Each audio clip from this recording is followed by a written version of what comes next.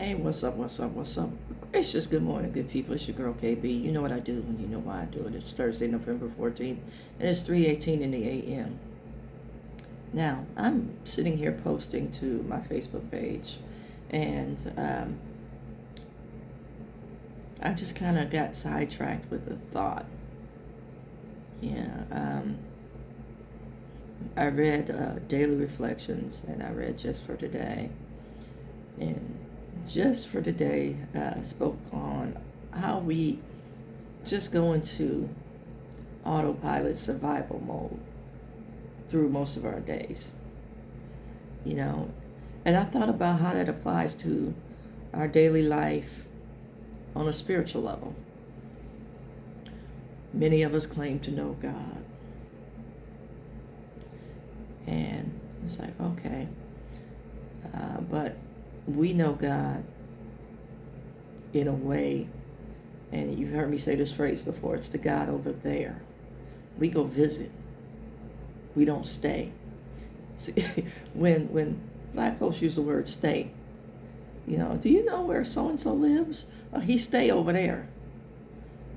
That means that's most likely where you can find him. Because they stay over there. But see, we have the God over there that we go visit. We don't stay. So our sense of and knowledge of God never goes beyond what we hear.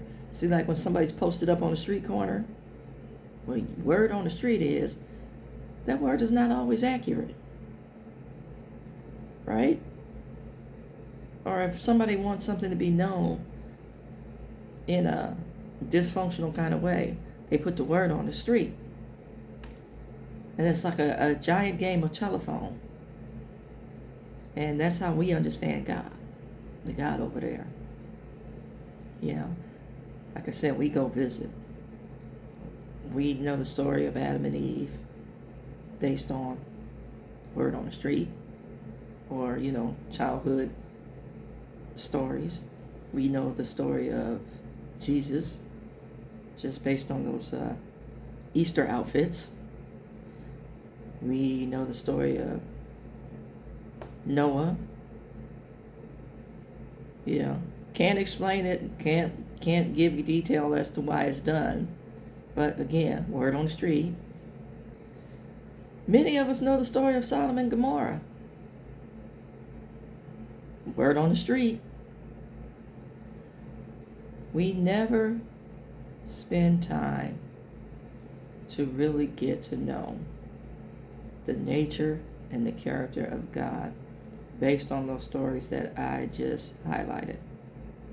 Who's Rahab? Why is Rahab even mentioned? The old saints used to say King David. Who is David? What's David's nature? How do these people lead us to Jesus? And many of us approach Jesus like the folks, the brothers, I'm just going to say this, the brothers who saw him perform miracles and cast out demons. So they decided, based on what he was saying, we have that same power, which you do. But you got to get to know the character and nature before you decide. It's like going to a concert and saying, hey, I'm going to have a concert tomorrow. And you get all the stuff together, spend goo gobs of money, have no talent to speak of, but because you saw somebody else do it, you think you can. Now, that may be a far-off dream. It has happened. But things have to be developed. You have to have an understanding of the process. So I'm going to say, these brothers decided they were going to get together and cast out demons based on what they saw Jesus do. And these brothers got beat within an inch of their lives because they had the God over there. Does that sound like your life? We'll go visit, get a little bit of information, and then run.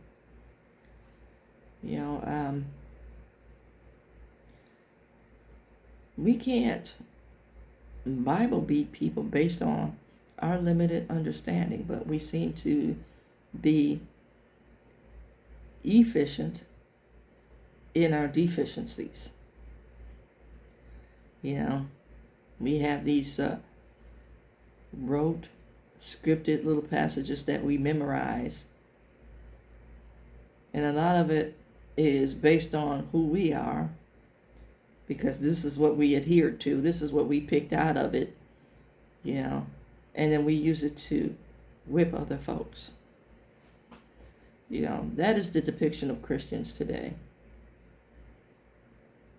when in essence Christianity is people who see God, seek God, love God, and want to emulate God. Not Bible beat people with hatred based on and rooted in self-loathing. But it's happening, folks. Wake up. Know who you are. Call out who you are. It's okay to be human. It's okay to say you're wrong. It's okay to show your faults and frailties. That's where the miracle happens. When you humble yourself and submit. That's when God shows up.